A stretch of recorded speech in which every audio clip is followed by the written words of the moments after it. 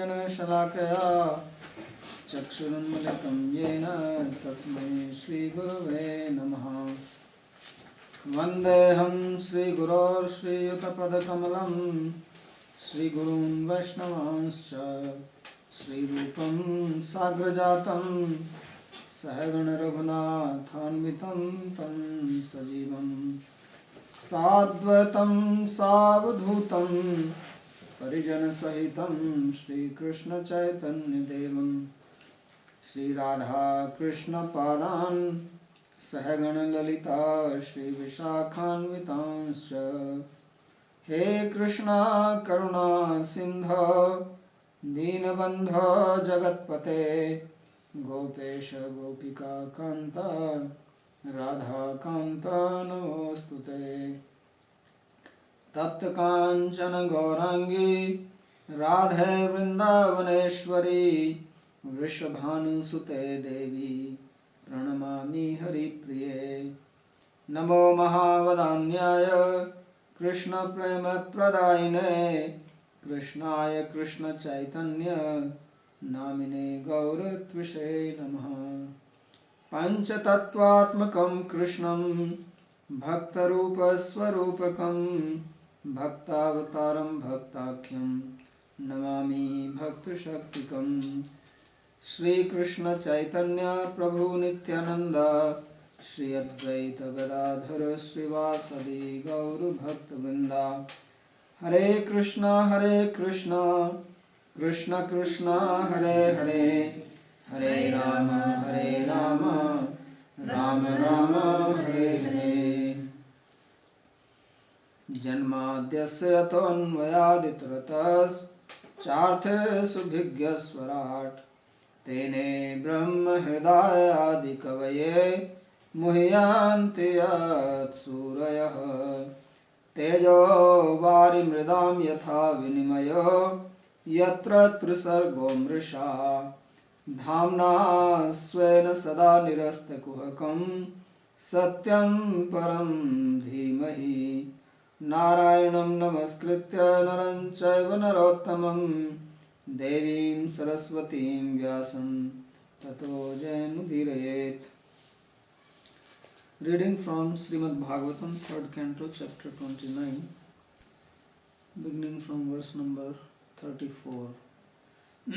These are teachings of Lord Kapila to his mother Devahuti, and he is explaining the process of devotional service.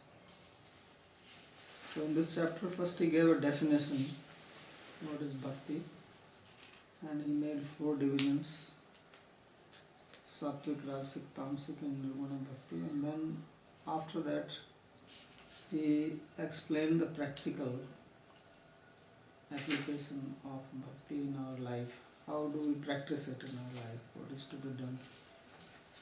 And his basic conclusion was, which is very important, and this point is repeated again and again, is to see the presence of Lord everywhere. Because we are forgetful, out of our identification with the body, we see things around us as objects of our enjoyment. Everything appears as if it is designed for me. I am the center of the universe and everything rotates about me. And it is all meant for my satisfaction.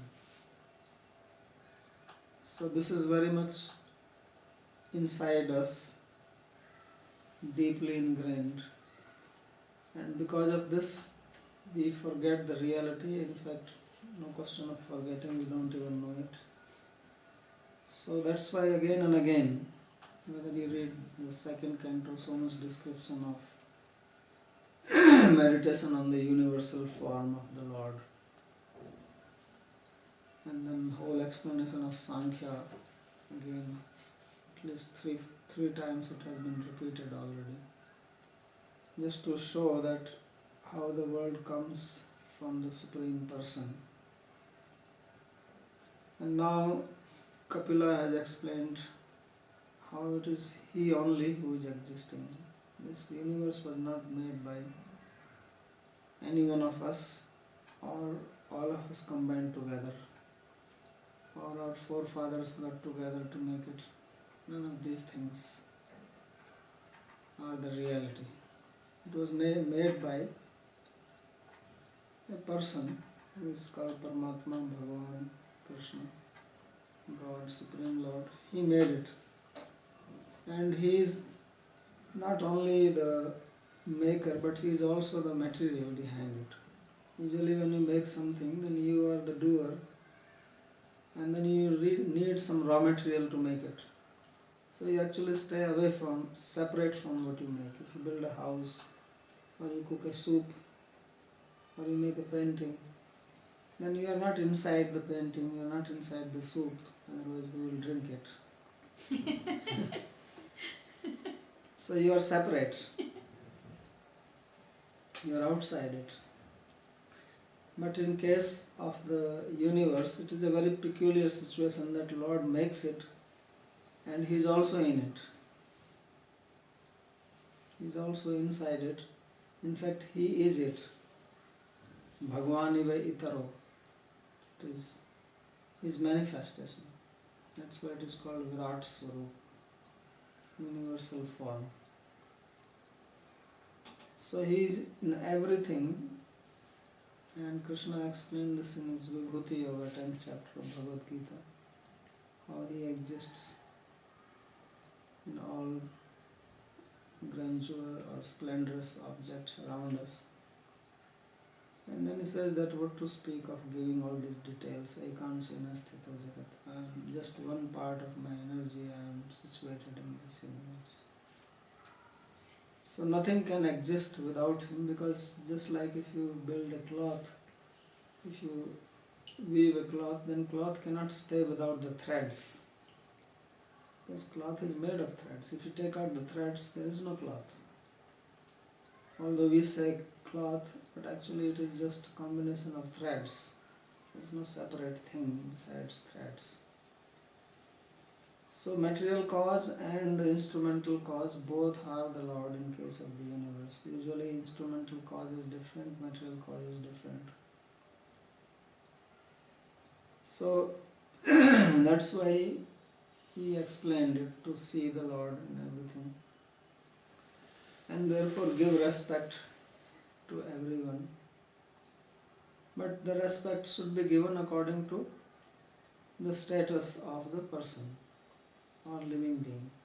Respect is given even to animals, birds, plants, trees. Everything is to be respected, because everything is a manifestation of the Lord, and not only manifestation, but He is existing in everything. Vasudeva Sarvamiti Samahatma Sudurlava. All this is only Vasudeva, Krishna, on whom all this is very rare Mahatma, great person. So we have to remember this. We have to again and again remember this. Then only we can become free from our disease of this enjoying mentality, lording over nature. We actually have no ability to lord over, but we make an unsuccessful effort, and in the process we become bound.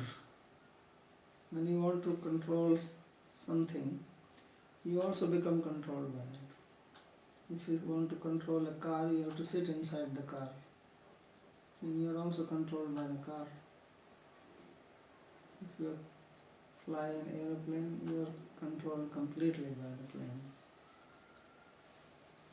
So you want to control the nature, you become controlled by the nature, you become bound. So I've given that example many times. This guy is walking, he just bought a new cow from one village, and he's taking the cow to his own village. So he has the rope in his hand and he's carrying the cow. So the one teacher was walking on the road, and he was telling to his students this, that how when you control something, you become controlled by it. And he said, look, this man is actually bound to the cow. Usually you think that the cow is bound because the rope is in the neck of the cow. But the man is also bound. So the man heard it, And he protested, how you say that I am bound to the cow, I am the controller. So he said, no, you are not the controller, you are controlled by the cow. So man objected that is not true. So the teacher, what he did, he went near to this man and he snatched the rope from his hand suddenly and threw it away onto the cow. So the cow immediately ran away because she did not belong to him, she was new. So now the cow is running and the man sees that his cow is running away, so he runs behind it. So the teacher asked, so now who is free, you or the cow? Is the cow bound or you are bound? Because cow is not bothered about you and you are bothered about it. So we become bound like that when you want to control.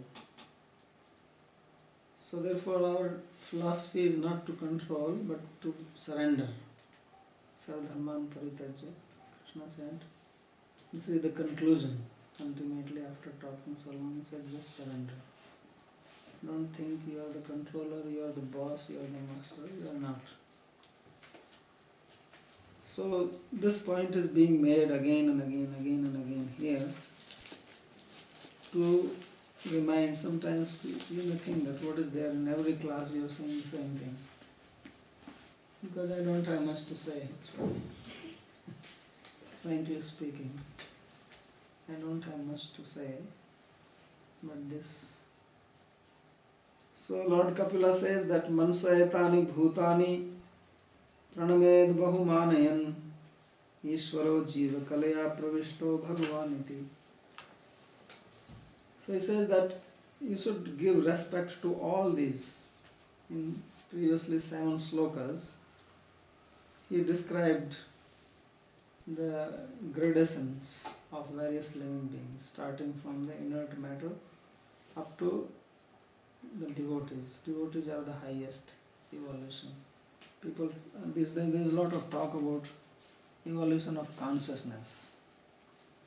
A lot of research being done in consciousness. Unfortunately, they are mistaking the mind as the conscious object.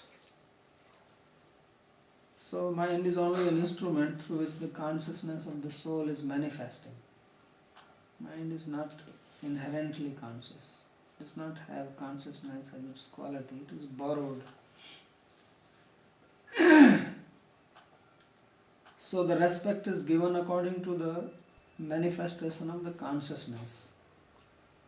And that's why he gave this gradation. That although we have to respect, but respect has to be given according to the status of the person. And highest consciousness is the consciousness of devotion. And that is what a human being is supposed to attain. This is the perfection of life. And all others are material consciousness, and there are different levels of that. Birds, plants, trees, reptiles, animals, they are all conscious beings, but they are not aware of themselves. And what to speak of becoming aware of God. So human beings have a special facility that in this human body we can be aware of ourselves and also we can be aware of God. This is possible in this body. Whether we use this body for that purpose or not, that depends upon us. We can misuse it, we can use it, or we may not use it. So he says that one should pay respect, one should bow down to all these beings which were described above with mind. So it is not that now we have to fall down in front of everybody. That means whole day you are just doing Dandavat, Pranam, Vanchakalpitavabhyascha. Whole day you are doing this. Then you cannot do anything. So he says, no, you do it with the mind. Because real thing is to do in the mind. Even if you do physically, you pay obeisance to somebody, but in the mind you are thinking that actually this guy is a rascal. But what can I do? Now I have to bow down to him. Sometimes we feel like that. Externally we are humble, inside we are angry. So he says that important thing is to be humble inside, not external. External will come naturally if inside we are humble. So mansayatani bhutani pranabhed bahumani, and giving respect, great respect. So why we have to give respect? Because he says Ishvaro Jiva Kalya Pravishto Bhagavanati. He says that Ishvara, Bhagavan, he has entered into all these forms in the form of Jiva. So Jiva is everywhere. In every body there is a Jiva, there is a living being. So, and that Jiva is part of God. Jiva Kalya.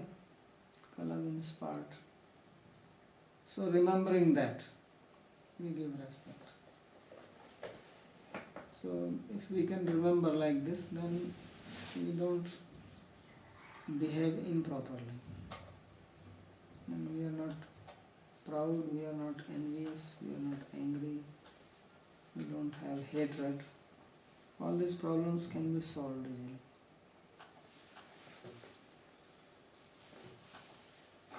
So it is Ishvara only who is existing in everything.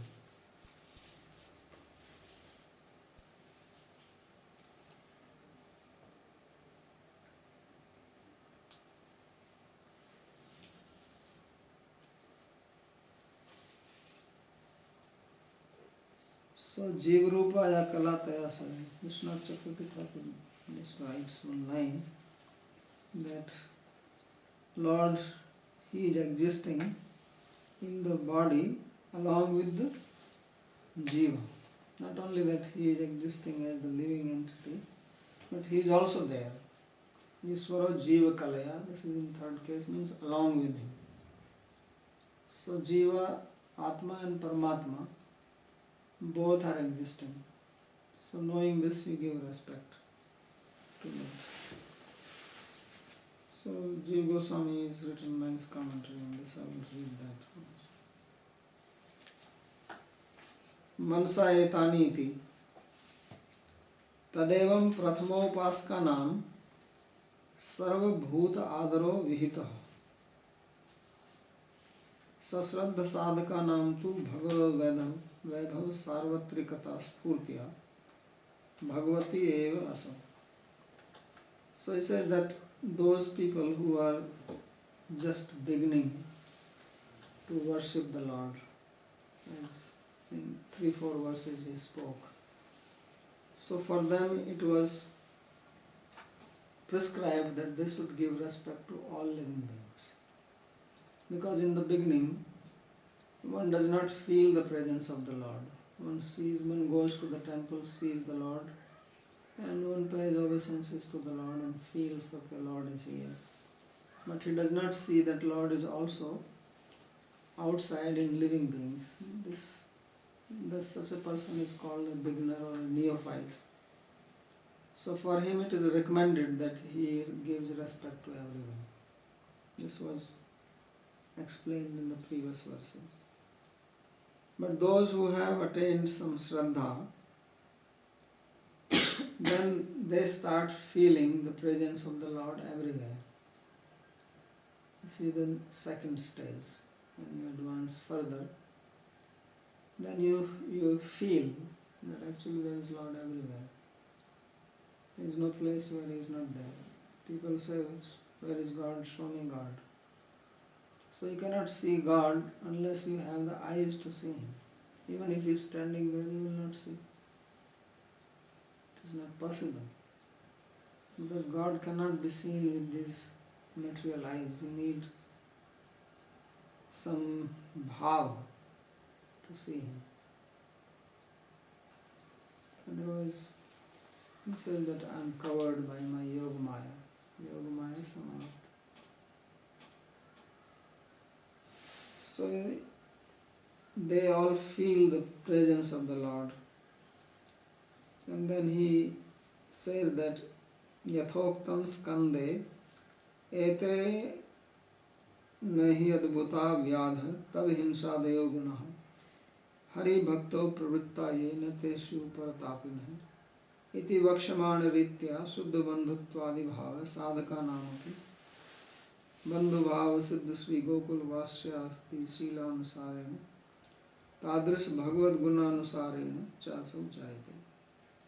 He says that a devotee, he feels the presence of the Lord and therefore treats as other beings as in a friendly manner. And he quotes this verse from Skanda Purana, which is part of the story. If you remember, the story is described in Chaitanya Charitamrita about the Vyadha. What is his name? Mrigari? The hunter who was killing animals in the forest, and not only that he wanted to kill them for his food, he was killing for fun and not killing them completely but just leaving them wounded, and this was his pleasure. He was taking fun when some deer is lying and in the pain, and he was laughing at that. Sometimes people are like that, cruel people. They take pleasure when someone else is suffering. They're such tamasik. They are so much covered that they cannot feel. There we were reading that when you advance in your consciousness, then you empathize with others. You can feel the pain of others, and therefore you don't do things which cause pain to you yourself. You don't do such things to others because you know that the other person will also suffer if I will suffer, if such a thing is done to me. So tamasic is opposite of that they give pain to others and they feel pleasure by that. And they cannot think that this guy is suffering. So this Mrigari hunter, he was doing this. And so happened that Narada was passing by. When he saw this, then he called this hunter and he told him that I have a request to you. And Mrigari said, yes, what can I do for you? He says, you are shooting these animals, you shoot them nicely so that they are killed. So he was surprised. Why? What kind of request is this? He thought that he is a sadhu, he is going to ask me not to shoot, not to hunt them. So sadhus have their own way of preaching. So he did not tell him not to shoot. He said, yeah, you shoot, but kill them. Don't leave them half-dead. So he asked him, why you are asking me to do this? So he says, because these poor animals, they are suffering from pain. Better you kill them, they don't suffer. So then he realized when he spoke that they are actually suffering. And then he became devoted to the sage, and finally he gave up his hunting and he became a devotee. So after some time, Narada was passing by, and when this hunter saw him, he immediately came running to pay respect to him because he was his guru. But halfway he stopped. And then he was trying to escape. So Narada asked him, what happened? Why did you stop? So he says, because there are ants, I don't want to step on them. So the same person who was killing animals now did not want to step on animals. Then Narada speaks this verse. This is his statement. Etena hi adbhuta vyadha tab hinsa devaguna. He said that, O hunter, O Vyadha, this is not surprising that you have now these qualities of being non-violent. Why is that? Hari bhakto pravritta ye nateshu partapini. Those who are engaged in devotion to Lord Hari, they do not give trouble to others. This is their character. Why they do not give trouble to others? Because they see the presence of their Lord in them. How can you give trouble to a person when you see that Krishna is present in him? If you are a devotee of Krishna, then how will you do that? So that's why he is quoting this verse, that they start feeling the presence of the Lord. It's not that they are practicing non-violence. It's natural for them because of their devotion to the Lord. So he says that this Shuddha Bandhu Tvadi Bhava Sadhaka Namapi. Says that even the sadhakas, they have this bhav, this mood of pure friendship. Bandhu Bhav Siddha Sri Gokul Vasyadi Silanusarana. And this is following in the footsteps of the great devotees of Vrindavan, Braja, who have actually friendship towards Krishna. Tadris Bhagavad Gunanusarena cha samjayate. And then also, because they are worshipping Krishna, and you develop the qualities of your Ishta Devata, the deity you worship, then the nature of that deity also comes into you. So Lord is also friend of everyone. Suhridam Sarvabhutanam, Vidyasya Arjun Tishtati. He is the Surada, he is a well-wisher of everyone. Jat Bhavanam tu Ahimsa cha Upramascha Sviyeva Svabhava. So this happens to people who are not even perfected. This is those who have actually attained Bhava platform, means the devotion has become perfected in them. They are not at the stage of practice now. For them, there is absolutely no question of doing violence to anybody. They become non-violent and also peaceful in their mind. This becomes their nature. They cannot harm anybody. Because obviously the quality of such a person is to see the Lord everywhere. Sarvabhutasya Pashed Bhagavad Bhavamatma. So then how can they harm?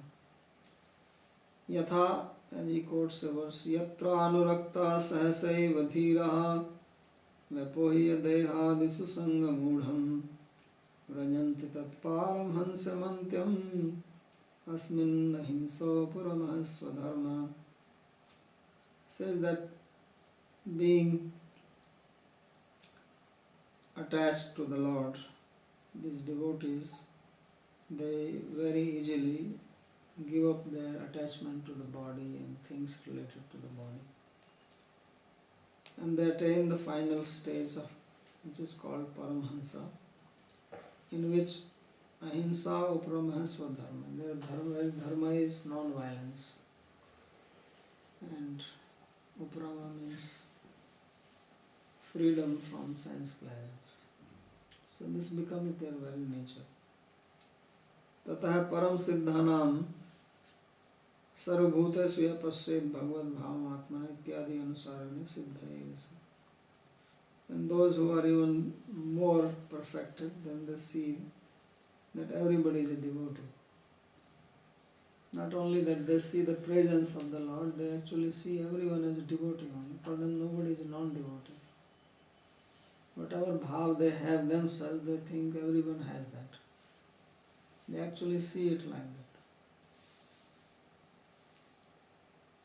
that. Tatra sadhaka nam yattu yathataror moola nishaychanena ityadav tadanya upasana nam punaruktatvam uplabhyate tatpunha kevalam swatantra tadrishtya upasana nam eva. So he says those who are sadhakas, for them the principle is that just as you pour water at the root of a tree and the tree becomes green, everyone gets supply of the water, and the leaves, branches, trunk, etc. And as you put food in your mouth, then the whole body gets its energy. So similarly, if you worship Lord Krishna, then everyone feels satisfied.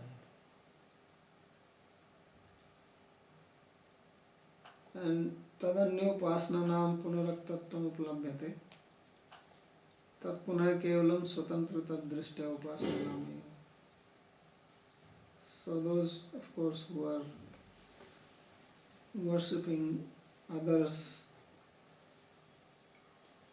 with the feeling of independently thinking someone else is God, then they are prescribed to do this worship. अत्र तु तत्तत् अधिष्ठानक भगवद उपासनम एव विधीयते तदादर आवश्यकत्वं च तत्संबंधेनैव संपाद्यते. So there are two ways to see if there is some other deity. Then there are two ways to look at it. One is that you see that Lord Himself has become manifest like this. Another is that Lord is existing in him. So he says that here the prescription which Kapila is giving is the second one, to see the presence of the Lord. One is to see that Lord Himself is manifest like that. Another is to see that Lord is present, situated inside. So the verse is prescribing the second one because it says Ishvaro Jeev Kalya Pravishto Bhagwaniti, that Ishvara, the Supreme Lord, He has entered into these different forms along with the living entity. So means this is the Adhisthana, this is His residence. Tatcha anyatra jhatiti raga dvesha vishleshartham iti gyan. So he says this is the way to get rid of raga and dvesha, attachment and hatred. In material world this is very prominent because our senses are designed like that. They like something and they dislike something. And all our life is revolving around this, liking and disliking. There's nothing else we do basically. All we are doing is following the senses. I like this, I don't like this. I like this, I don't like this. So, Indriyasu, Indriyarthesu. So, Raga and Dvesh is situated in that. So, how to get rid of this? The Advaitavad, the monistic philosophy, says that everything is Brahman. You are also Brahman. So, there is nothing to hate because you are the only one who is existing. And Vaishnava philosophy says that no, you are not Brahman, you are part of Brahman, you are servant of Brahman. And Brahman is manifest in various forms. So you give respect, you feel his presence in everything, and this way you become free from raga and dvesh. So that's why Jiva Goswami says that if one has this mood, then tacha anyatra jhatiti raga dvesh vishlesha. Then immediately you become free from material attachment and hatred. Then you don't see. Otherwise we are always making these divisions that this is mine and this is not mine, and then something which is mine I have attachment to that, which is not mine I don't like it. Ateva keval bhutanukampaya Sri Bhagavad Archanam Tyaktavato Bharatasya Antaraya Paramatma Drishtya Ranti Devadinam Tu Kritartha. So he gives these two examples from Bhagavatam. I spoke about one in my previous class. Jiva Goswami is mentioning this. And these are very important examples. One is the example of King Bharat, who became attached to the deer. And because of this attachment, he lost his devotional platform and he has to become a deer in next life. So why it happened? He says, Keval Bhutanukampe. He was being compassionate to this deer, baby deer, without the idea that God is existing. As he is saying that we should give respect to everybody, knowing the presence of God in them. That is very important. Not just giving respect, but giving respect with the sense that there is God here. This is very important. Otherwise, there are people who are being very compassionate in this world. They are doing social welfare. They don't make any spiritual progress by that. They may get Nobel Peace Prize or some other award, and people may respect them, glorify them, praise them. After they die, they make their statue. And there may be books written on them. But they remain here in the material world. They don't progress spiritually. It doesn't make any difference spiritually. No matter how much social welfare you do, because this is not elevating their consciousness beyond goodness. And goodness is also material. Sattva is also material. And this example of Bharat is there in Bhagavatam to show this. So social welfare is beneficial only if done with the intention of pleasing God. Otherwise, we have nothing to do with it. And the other example is of King Rantidev. So Rantidev also did welfare by giving food for life program. But he was seeing God in them. Even this Chandala came and he was feeling the presence of God. So therefore he was rewarded spiritually. And Bharat became a deer. Usually you will think that how can you become deer by doing social welfare?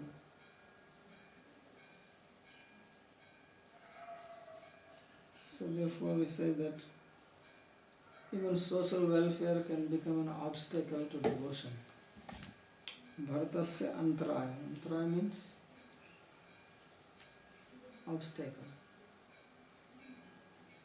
So in the commentary somewhere some acharyas have written that he must have done some offense, and because of that this happened to him. Otherwise it's very unusual that somebody who is so elevated has to face such a situation and then not even get a human life. So we must be very careful about this, because there is also this tendency of now doing welfare. Previously people were not so much doing into welfare. At least in India, this doing welfare was not a very common thing. I mean, there are activities described, giving food, this and that, but this was all part of religion and again related with God, with this intention. Kings were doing welfare, but that was also from religious point of view, from spiritual point of view. They will go to holy places and feed the sadhus there, or give them cloth and so on. They will have certain percentage of their treasury was spent doing sacrifices and so on. Now governments are called welfare state. That they have to feed the hungry, they have to find jobs for them, and social security and all that. So this is not related with spirituality. Previously it was related with spirituality. So we also have to be careful about it. Otherwise we spend our time doing welfare and we become deviated from our goal for which we came. We have come to spiritual life to become devotees, not become famous for doing some food distribution or some other thing like that. So that may be glorious in the material sense but not spiritual. Tasmat bhut daya eva bhagavad bhaktir mukhya narsanam nirasta. So he makes this very important statement which people may not like to hear. He says, therefore those who say that compassion to living beings is the supreme bhakti to the Lord. This is the main devotion to the Lord, that you show compassion to living beings. And not worshipping the Lord, doing puja to me. He says this is refuted here. This is not true. This is also very popular opinion of people. They just do seva to people. Manav seva, Madhav seva. You have heard this? No? Manav seva, Madhav seva. You heard it? What does it mean? Service to people is service to God. So service to Manav means humanity, and Madhav is Krishna. Service to humanity is service to Krishna. So in India, this is a common, what you call, slogan. Manav seva, Madhav seva. And work is worship. Right? And the other one is Daridra Narayan. Means poor people are Narayan. So if you serve poor people, then that is bhakti. So not in the opinion of Jiva Goswami. Says that is not true. So that's why many times people think that these Vaishnavas, they don't do welfare. They are very selfish. Right? So it is true they are selfish because they are worried about the self and not about the body. So Vaishnavas are selfish and others are bodish. So you have to decide whether you want to be bodish or you want to be selfish.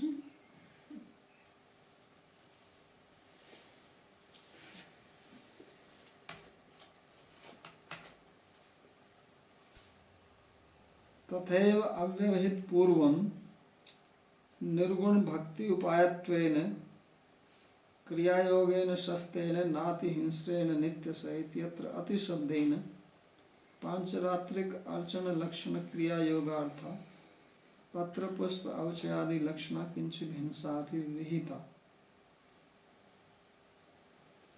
So now he says that therefore earlier it was said when describing the different parts of devotional service that kriya yogena sastena nati hinsena nityasa, in verse number 15, that one should engage in the service of the Lord regularly, not doing too much violence. Because now the question comes that if we have to give respect to everybody, even to trees, plants, then how can you do worship of the Lord? You need some fruits, flowers, leaves to pick up.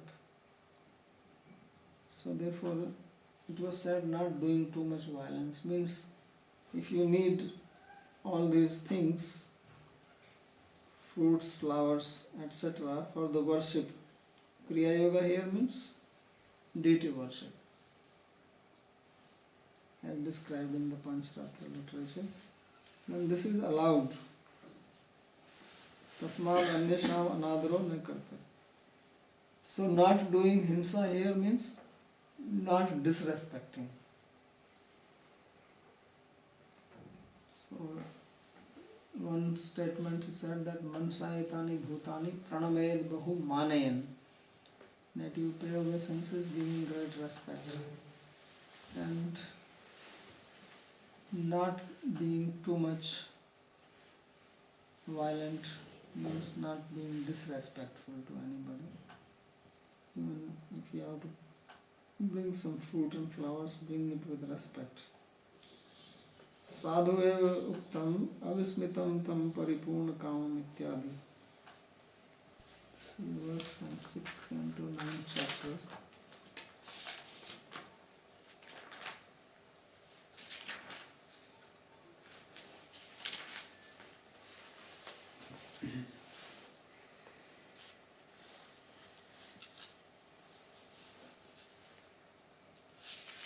This is from the churning of the ocean.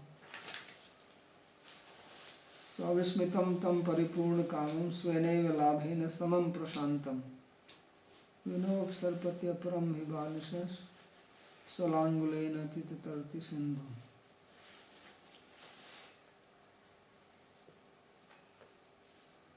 So this is worship of the Lord.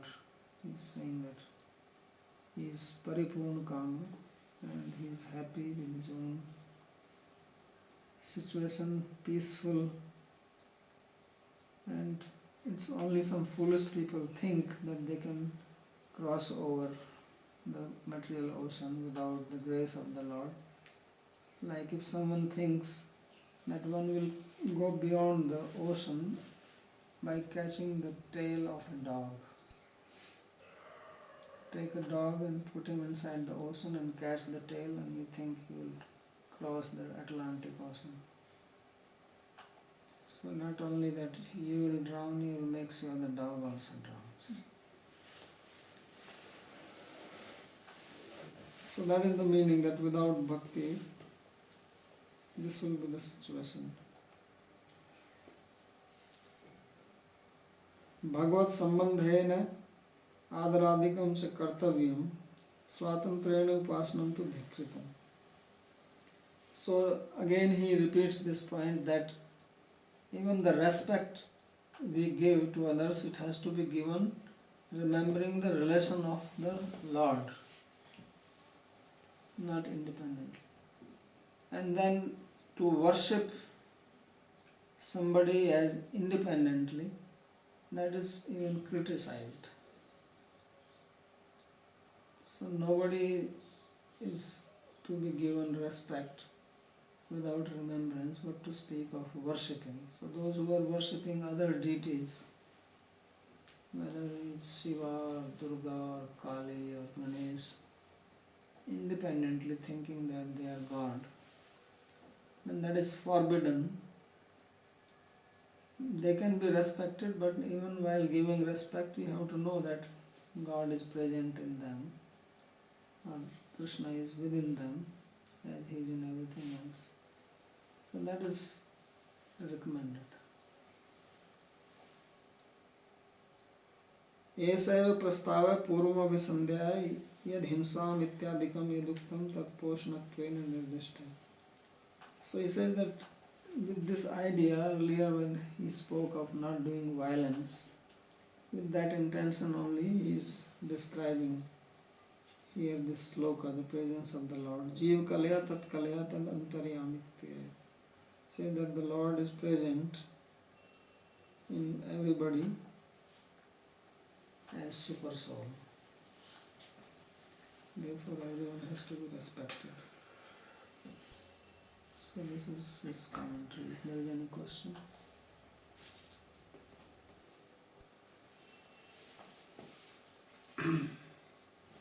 well, in practical life, we encounter so many situations, where people try to cheat you, do violence to you even, or harm you in some way, or make fun of you. So, and these are mostly very spontaneous situations, and in this situation we are so caught up by the moment of the situation that we generally always forget that God is the doer and this is all super soul behind it and so on. So how do you rise above this? Well, by practice. If you forget at that moment, then later on you remember. Yeah, but then the situation is already, But already then made a mess of the situation or something. you made a mess, but later on if you remember, then it gives you the facility that next time you'll remember it before. But if you don't remember it later on also, then you continue it. So by practice, you'll start remembering. Of course, this does not mean that we don't protect ourselves from such people. It's not that we become prey to those who exploit. We don't have to become the suckers. But we don't have to maintain a sense of envy, that is the idea. Even if you have to defend yourself or even become offensive, because sometimes they say that offense is the best form of defense, then just as Krishna is also killing, but he is not killing out of envy. But he knows that this person is dangerous and his presence is a disturbance to many people, so better that such a person is removed. So of course we don't have to kill anybody now, there is a state law and you will be in trouble. But if the situation demands that you have to protect yourself or even hit somebody, then you do it, but not with envy, but with the sense that this body is the property of the Lord and to be used in His service needs to be protected, or any other property which needs to be protected.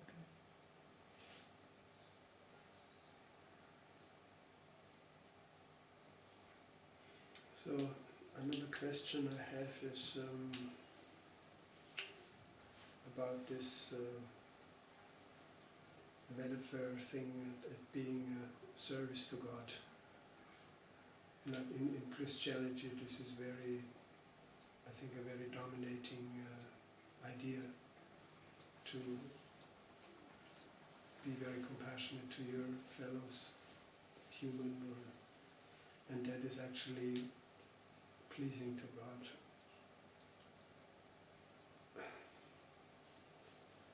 So how is it not pleasing to God? No, it is pleasing to God if you do it with that intention, that He is God's seat, God is inside this person, and therefore I do service for the pleasure of the Lord. If you do that, then it is pleasing. But if you just do it that here is a person suffering and let me help, not bringing God into picture, into the relation, and that is not pleasing, because you are doing your own thing. It has nothing to do with God. You are manifesting your compassion on this person, so okay, this is a good act. Then according to the law of karma, you will get some piety and some good result out of this material result. So the difference really is whether you see the Atma of the person being part, Amsha of Krishna or God. Yeah, and God also is situated as super soul. And So not the just- difference is only in the consciousness. The activity is same in both cases. One who is doing independent of God and one who is doing with the remembrance of God, both are showing their compassion, giving some material thing, food, cloth, money, whatever. But what makes the difference is the consciousness. So activity is the same, but activity takes a different what you call color according to the mood of the actor, who is doing the action. So that's what brings the difference. So the intention here is to improve the actor, not improve the activity. So if the actor is improved, then action will be improved. And even if it is not improved, it will be, the same action will be taken in a different light.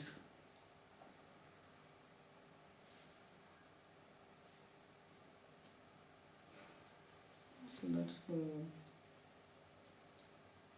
meaning behind all these statements. That we have to elevate our consciousness, which means we have to become God conscious. Now we are body conscious. So that needs to be changed. No, it just came to my mind that in the main religions of the world who are so much focused on doing welfare. Yes, to other that's people. why they are very popular. Yeah, but they also have created so much violence, isn't it? No, that's why. So isn't there a connection that when you do welfare to others without seeing the Atma, that at some point that whole thing turns into violence? Yeah, because it is related at the bodily level. Suppose there are hungry people. Can you feed 1,000 hungry people? Right? And as I am saying that if the consciousness is not changed, then these hungry people, you don't know what is in their consciousness. When they are fed nicely, then they have energy in their body. They will utilize that energy. Now if they are not elevated, then they will also do some nonsense.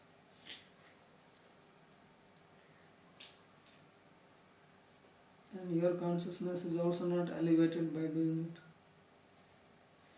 So you will also be engaged in violence. Because by doing this you will become proud.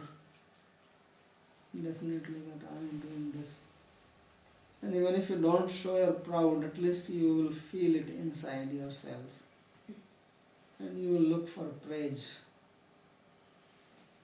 You will feel uncomfortable if someone is not praising you. So then you have to advertise.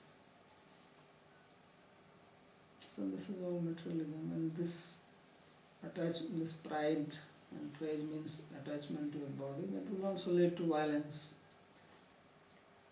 Because one who will go against you, then you will be violent against that person. One who will not accept your act as good act, then you will be violent towards that person. Someone will speak like this, that what you are doing is nonsense, it has no meaning, then you will be very angry. So then you will hit a Vaishnava also.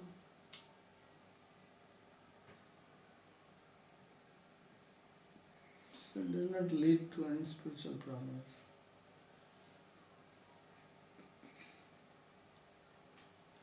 And ultimately it will not give you satisfaction. Because satisfaction will come only by doing devotional service, not from anything else.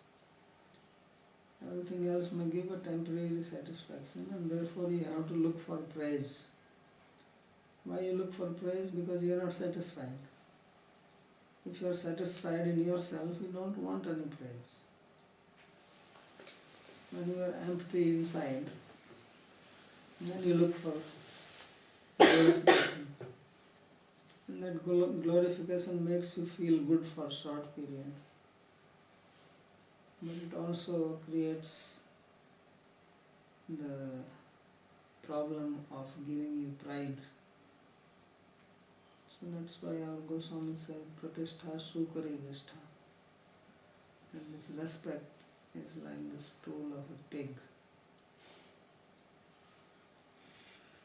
It's very horrible. which means you have to avoid it from very far. But these are Indian pigs, not the Western pigs. Western pigs are little clean. These are wandering pigs in the Vrindavan streets.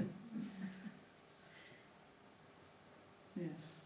Well, I have some questions also. Also one thing came to my mind. One statement of the Mother Teresa from Calcutta. She was saying actually when she was feeding the poor people, she was actually seeing her Ishtadev like Jesus Christ in them, and this way he was doing worship.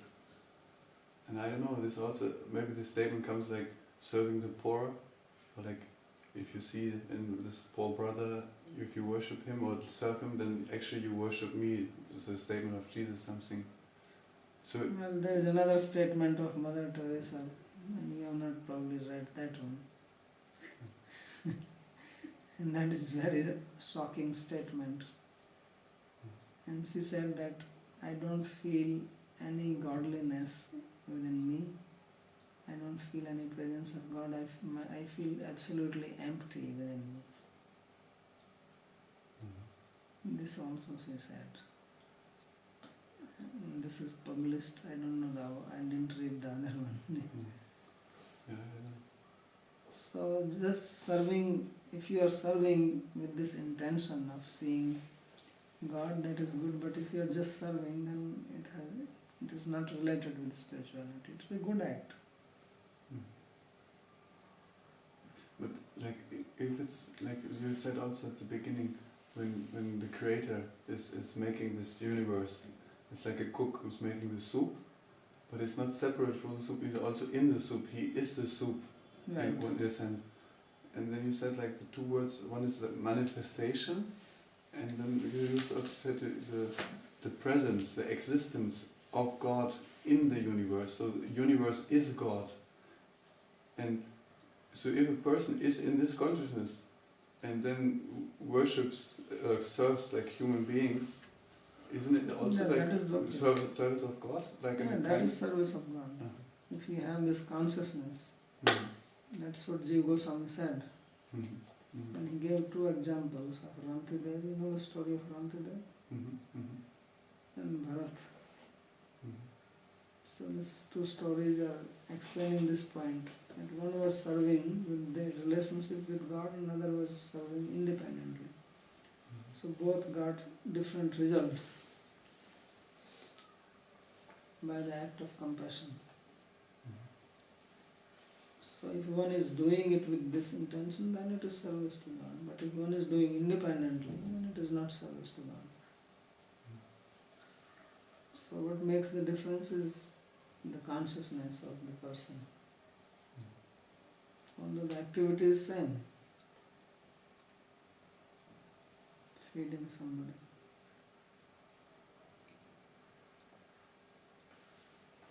So one question, like just to clarify this, you also said about the deity. You're speaking about this, I think the Uttam Adhikari, who's seeing the deity actually not just a manifestation, or like he is actually his Ishtadev.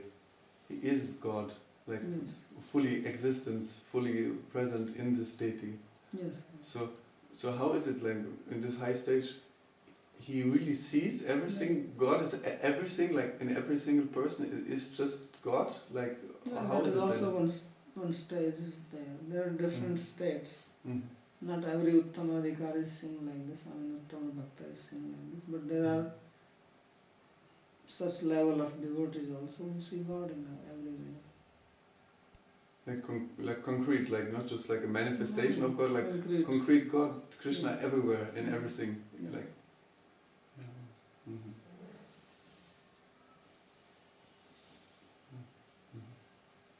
I also have a question about this perceiving God.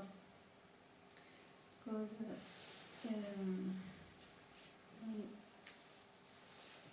it's possible we perceive God through the knowledge that we have about Him. And it's not that If a person comes first time to Vrindavan, goes to the Lord Bazaar, and then I say, oh, you see all these small statues, these are God. So then maybe a person can laugh and say, how you get these are just piece of stone or piece of metal, or these things. So then this perceiving God is going through the knowledge that I perceive with the devotion, not knowledge. the devotion. Bhakti mama vijanati yavanyascha. It is by devotion that you perceive. Otherwise, you cannot see him. Because with He's this available. material eyes, there is no way to. Material or spiritual, it doesn't matter, but there has to be bhav, bhakti bhav. And that is the only way to see him. Otherwise, you cannot see. So Krishna, even when he was personally present here, everybody, non-devotees also saw him, but they could not appreciate him. Right? So it is described when Krishna entered into the area of Kamsa, and different people saw him differently. The yogis saw him like Brahman, the women saw him like a Cupid. When the Maharaj Vasudeva was there, they saw him like a young boy. And the cowards, they saw him as a friend. And Kamsa saw him death personified. Mrityu Bhojapate. And there were kings, they saw him as a big controller. Yogis saw him as super soul. So he is one, but he appears differently to different people. Why? According to the bhav. So when we don't have bhav, then he looks like a stone piece. If we have devotion and love for him, then he is standing there smiling.